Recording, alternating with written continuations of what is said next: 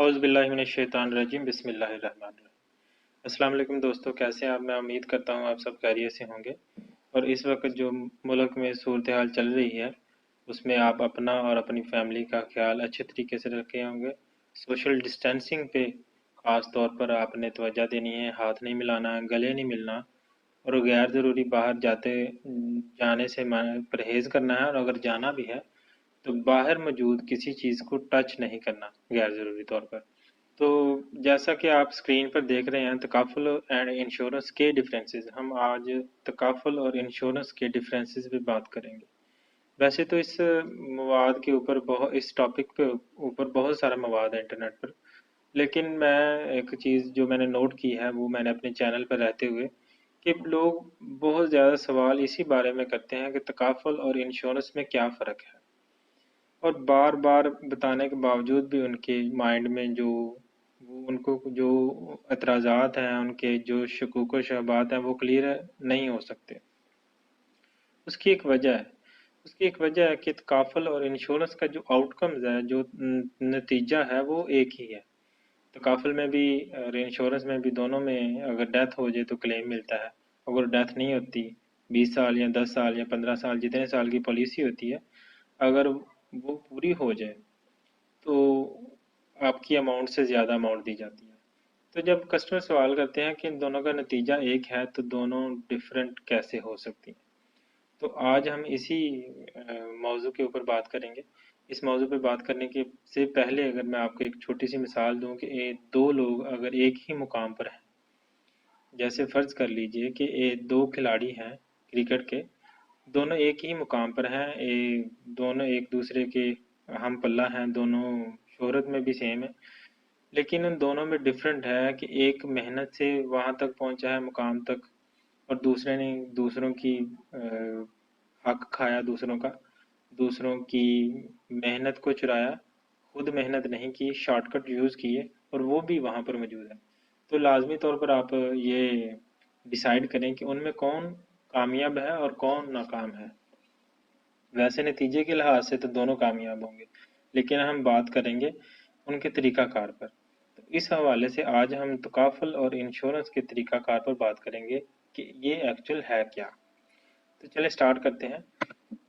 सबसे पहले अगर आप देखें इंश्योरेंस की तारीफ, तो ये आपकी स्क्रीन पर आ रही है, मैं पढ़ के भी आपको सुना देता हूँ। An arrangement by which a company और the state undertakes to provide a guarantee of compensation for specified loss, damage, illness or death in return for payment of a specified premium।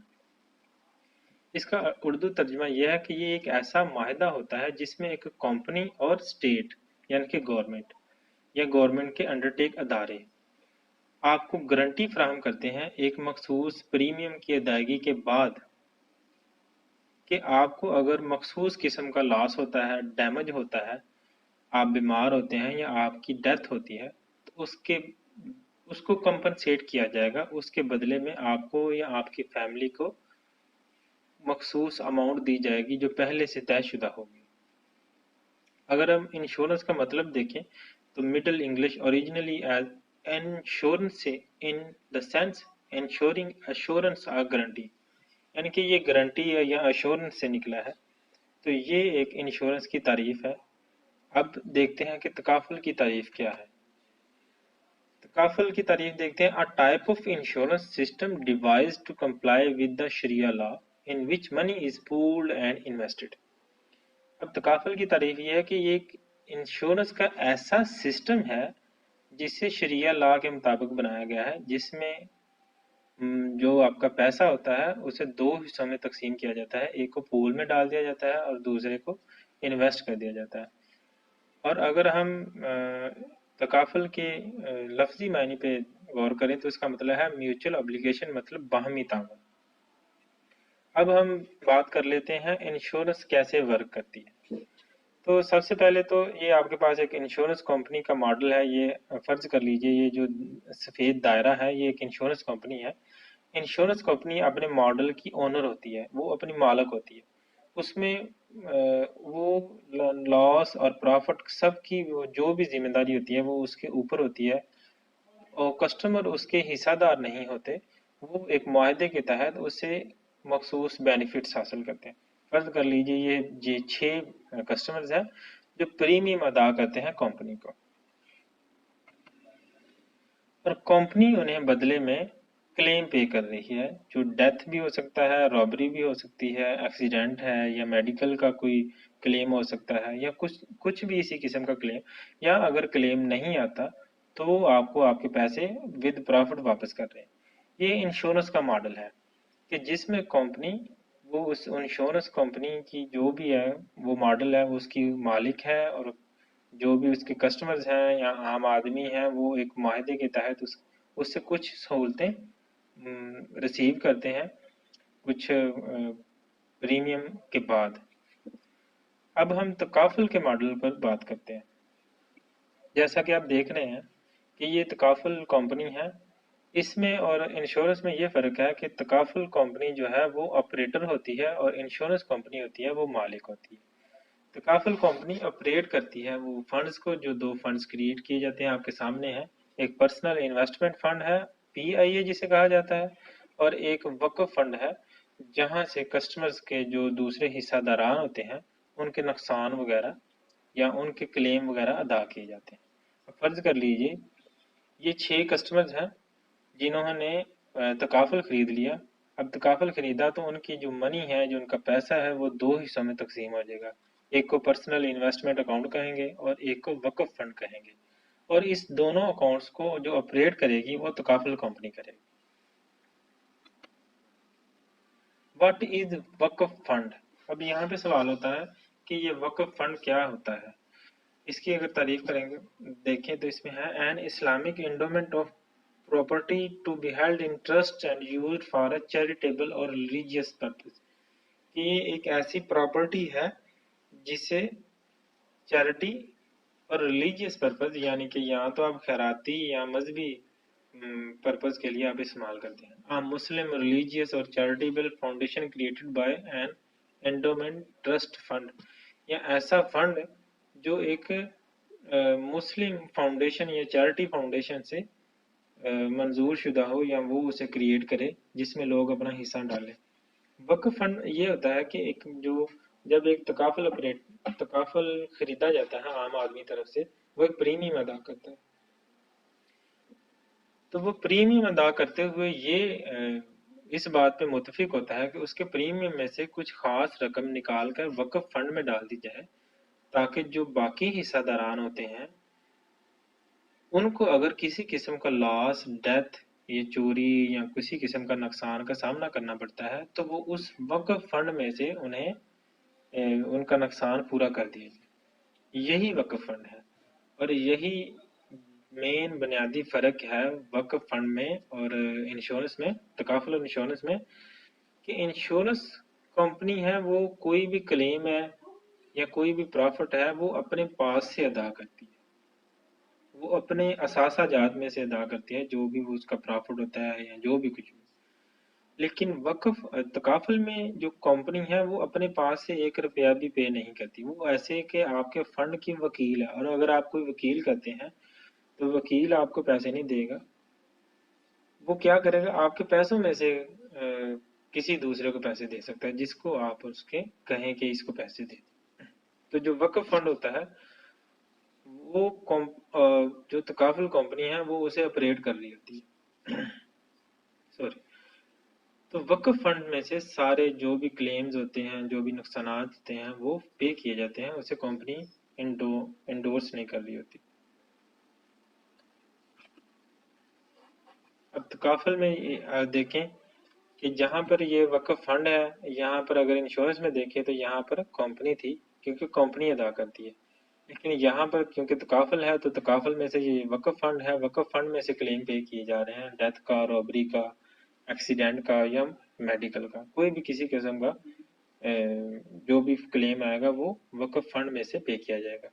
تو پہلا جو مین نقطہ یہ ہے کہ انشورنس کمپنی اپنے پاس سے کلیم پے کرتی ہے، لیکن جو تکافل کمپنی ہے وہ وقف فنڈ میں سے، یعنی کہ جو حصہ داران نے خود رقم چیریٹی کے طور پر یا وقف کی ہوتی ہے دوسرے حصہ داران کے لیے، اس میں سے ادا کیا جاتا ہے، کمپنی اس میں سے اس میں کوئی اپنا حصہ نہیں ڈالتی۔ اب profit and loss in insurance, جیسا کہ آپ اگر سود کی تعریف جانتے ہیں تو سود کسی بھی طور پر، اگر آپ دیکھیں، آپ اکثر لوگ علماء کرام کے پاس جاتے ہیں پوچھنے کے لیے کہ فلاں چیز سود ہے یا نہیں ہے، لیکن اگر آپ اسلامک طور پر اس کو خود پڑھ لیں تو آپ بڑے اچھے طریقے سے ڈیسائیڈ کر سکتے ہیں کہ کون سی چیز سود ہے اور کون سی چیز جو ہے وہ سود نہیں ہے۔ سود کے لیے 2 شرائط کا ہونا لازمی ہے۔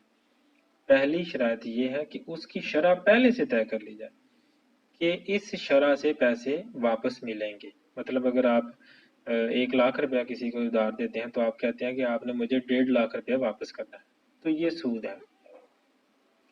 اور دوسری شرط یہ ہے کہ اس دی گئی رقم کا کمپنی کے نفع یا نقصان سے کوئی تعلق نہ ہو۔ کہ اگر آپ کسی کو 1,00,000 روپیہ دے دیتے ہیں تو آپ کہتے ہیں کہ میں نے آپ سے 1,50,000 روپیہ لینا ہے، چاہے آپ 1,00,000 روپے میں سے کچھ کمائیں یا نہ کمائیں، تو یہ سود ہوگا۔ اب اگر انشورنس کمپنی کے سٹرکچر پر بات کریں تو انشورنس کمپنی صرف آپ کو پروفٹ ہی پے کرتی ہے، وہ آپ کو نقصان پے نہیں کرتی۔ کیوں؟ کیونکہ ان کا جو بھی سٹرکچر ہے، جو بھی سرمایہ کاری کا سلسلہ ہے، جہاں پر بھی وہ انویسٹ کرتے ہیں وہاں پر وہ سود کماتے ہیں، وہاں پر کوئی سرمایہ کاری کی مد میں بہت کم ہوتا ہے کہ وہ پیسے کمائیں، لیکن زیادہ تر وہ سیکیورٹیز میں، گورنمنٹ بانڈز خرید لیتے ہیں، بینکنگ میں وہ انویسٹ کر دیتے ہیں، یا کہیں بھی اسی قسم کا جہاں پہ انہیں نقصان کا خدشہ نہ ہو۔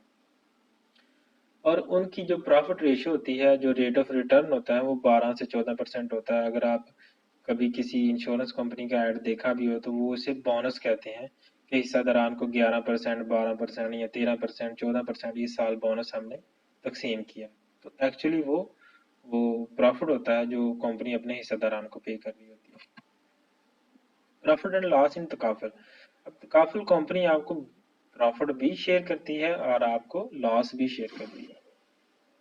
اب یہ سب سے اہم دوسرا پوائنٹ ہے کہ کمپنی، جو تکافل کمپنی ہے، چونکہ وہ ایک آپریٹر ہوتی ہے، وہ اس فنڈ کی یا جو بھی انہوں نے 2 فنڈ کریٹ کیے ہوتے ہیں ان کی مالک نہیں ہوتی، وہ ان کو صرف آپریٹ کر رہی ہوتی ہے، تو اس میں سے جو بھی نفع یا نقصان ہوگا وہ پالیسی خریدنے والے کے حصے میں ہی آئے گا۔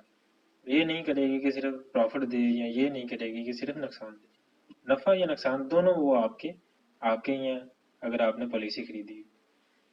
تو پروفٹ اینڈ لاس ریشو اس میں depend on stock market situation ہوتی ہے کہ سٹاک مارکیٹ اگر اوپر جا رہی ہے تو آپ کا پروفٹ ہے، زیادہ آ رہا ہے، تو اگر آپ کی جو سٹاک مارکیٹ ہے وہ نیچے آ رہی ہے تو آپ کا پروفٹ بھی نیچے آ رہا ہے، کیونکہ یہ یونٹ بیسڈ پروگرام ہوتا ہے۔ یونٹ بیس سے مراد یہ ہے کہ اس کے مختلف یونٹ ہوتے ہیں۔ جب آپ پالیسی خریدتے ہیں تو کمپنی آپ کے نام پہ کچھ یونٹ خرید لیتی ہے۔ فرض کر لیجئے ایک 100 روپے کا یونٹ خرید لیا ہے، تو اگلے سال وہ اگر جو یونٹ ہے وہ 150 روپے کا ہو گیا ہے تو آپ کو 50 روپے پر یونٹ پیچھے پرافٹ ملے گا، اور اس سے اگلے سال اگر وہ واپس 90 پہ آ گیا تو آپ کو 10 روپے پر یونٹ کے پیچھے لاس ہو جائے گا۔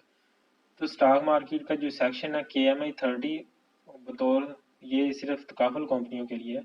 تکافل کمپنی صرف اسی میں انویسٹ کر سکتی ہے، اس کے علاوہ پوری سٹاک مارکیٹ میں وہ کہیں بھی انویسٹ نہیں کر سکتی۔ اب سوال یہ ہوتا ہے کہ KMI 30 کیا ہے؟ KMI 30 کا مطلب ہوتا ہے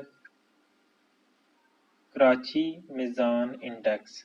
30 اس لیے لکھا جاتا ہے کہ اس میں جب اس کو آغاز کیا گیا تھا تو اس میں صرف 30 کمپنیاں تھیں، تو ان کو اسکرین کیا گیا تھا، ان کو سلیکٹ کیا گیا تھا ایسی کمپنیز جن کا جو بھی کام، کاروبار، کچھ بھی ان کا سٹرکچر ہے وہ اسلامک شریعہ لا کے مطابق ہی تھا، ان کا سود کے معاملے میں یا کسی بھی غیر قانونی سرگرمی میں ان کا کوئی بھی شیئر نہیں تھا۔ تو ان کمپنیوں کو 2008 میں الگ کر لیا گیا۔ یہ انڈیکس ویسے تو 2009 میں اس کو انٹروڈیوس کروایا گیا تھا، لیکن اس کا آغاز 30 جون 2008 کو ہو گیا تھا۔ 30 جون 2008 سے 30 کمپنیوں کو الگ کر لیا گیا، اور تکافل کمپنیز جب تکافل کا کام شروع ہوا تو انہیں کہا گیا کہ آپ اسی میں انویسٹ کر سکتے ہیں، اس کے علاوہ وہ سٹاک مارکیٹ میں کہیں بھی انویسٹ نہیں کر سکتے۔ اوپن مارکیٹ میں وہ کہیں بھی انویسٹ کر لیں اپنا پروفٹ اینڈ لاس بیس پر۔ تو یہ جو انڈیکس تھا یہ دو حصہ داران تھے اس کے، ایک تو کراچی سٹاک ایکسچینج ایز نون جب کو پاکستان اسٹاک ایکسچینج جس کا نام ہو چکا ہے، اور دوسرا تھا المیزان انویسٹمنٹ بینک نون ایز میزان بینک لمیٹڈ، اب اس کا نام میزان بینک ہے۔ ان دونوں پارٹیوں نے مل کر اس کراچی میزان انڈیکس کو کریٹ کیا تھا تاکہ جو تکافل کمپنیوں کا کام ہے وہ آسان ہو سکے اور اس کو اچھے طریقے سے مانیٹر کیا جا سکے۔ اور اس کے علاوہ جو مین ڈفرینسز ہوتے ہیں کہ جو تکافل کمپنی ہے اس کے اوپر ایک ہمیشہ ایک مفتی جو اس کو فتویٰ دینے کا اختیار ہوتا ہے، وہ اس کا ہیڈ ہوتا ہے، وہ اس کے تمام نگرانی کرتا ہے۔ اس کے علاوہ جو securities and exchange commission of Pakistan ہے، وہ بھی ان کی نگرانی کرتا ہے۔ پاسبل نہیں ہے کسی تکافل کمپنی کے لیے کہ وہ کسی سودی کاروبار میں جا کے انویسٹ کر سکے، یہ اس کے لیے پاسبل نہیں ہے۔ تو اس حوالے سے آپ بے فکر رہیں کہ ایسی کوئی بھی کمپنی جس کی آپ پالیسی خریدتے ہیں جو تکافل سیل کر رہی ہے، وہ اسے اجازت نہیں ہے وہ کسی اور جگہ پہ انویسٹ کر دے۔ اب کچھ کمپنیز ہیں جیسے جوبلی ہے یا آدم جی ہے یا کچھ اور کمپنیز ہیں، ان سب نے انشورنس کے ساتھ ساتھ تکافل بھی سیل کرنا شروع کیا ہوا ہے۔ تو ان کا جو سسٹم ہے وہ دونوں الگ الگ ہوتے ہیں۔ تکافل کا سسٹم اور ہوتا ہے، انشورنس کا سسٹم اور ہوتا ہے۔ اگر کسی کا انشورنس خریدنے میں اعتراض ہے تو وہ تکافل خرید سکتا ہے، جو کہ بالکل شرعیہ لاء کے مطابق ہے۔ آپ اس کے علاوہ اگر مزید کچھ بات جاننا چاہتے ہیں تو میری اس ویڈیو کے نیچے کمنٹس کر سکتے ہیں۔ اگر آپ کو ویڈیو اچھی لگی ہے یا آپ کو لگا ایسا کہ آپ کو اس ویڈیو سے کچھ علم حاصل ہوا ہے یا آپ کے کچھ جو مائنڈ میں ڈفرینسز تھے یا کچھ سوالات تھے وہ دور ہوئے ہیں، تو اس کو شیئر بھی کیجئے دوستوں کے ساتھ۔